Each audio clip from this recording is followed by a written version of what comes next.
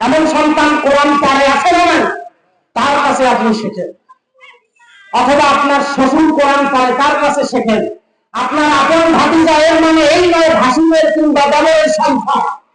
অর্থাৎ আপনার নিজের ভাই, যার পেট থেকে আপনিও বের হয়েছেন, আপনার ভাইও বের হয়েছে, তার সন্তান, এরকম আপন দল দেখে তার কাছে আপনি শেখেন, কোনো সমস্যা।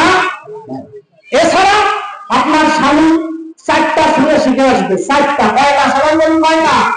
4 রাকাতের বেশি নামাজ আছে? সবাই বলি 4 রাকাতের বেশি আছে? তাহলে 4টা প্লাস সূরাতুল ফাতিহা, সূরা হলো কয়টা? 5টা।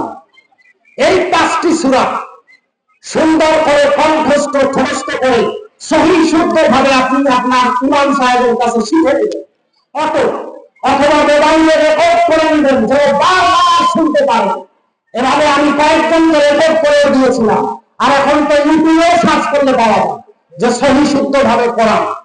এই 5টা সূরা আপনি মাঠে ঘাটে কাজে খেতে কমে, আপনার স্ত্রী রান্নায় বান্নায় ওটা অত সেট করে রাখবে, বারবার চলবে, সে রান্না করবে আর বারবার করবে, বারবার করবে, তখন প্রতি অক্ষরে 10টা নেকি হাসিল হবে ইনশাআল্লাহ। বলেন আল্লাহু আকবার। এছাড়া ওই যে 4 পুরুষকে সামনে বসায়া একটা অক্ষর করলে 10টা নেকি হবে, এই নেকি লাভের আশা করলে বেঈমান হয়ে যাবে। কারণ হবে গোনা, ও আশা করতেছে নেকি। বলেন না হুজুর।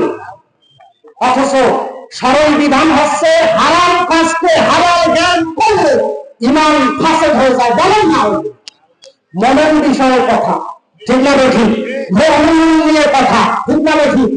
তাদের প্রাসঙ্গিক, এটা আমাদের সমাজে বর্তমান প্রচলিত রোগ চলছে, ঠিক না বেঠিক? সকলের হাত তুলে একটা তাকবীর দেন, লিল্লাহি তাকবীর, লিল্লাহি তাকবীর। বেগানা শিক্ষা গ্রহণ করবেন, সকলে বলেন করবেন। আল্লাহ পাক কবুল করুন, সকলে বলুন আমিন। আল্লাহ হেফাজত করুন, সকলে বলুন আমিন।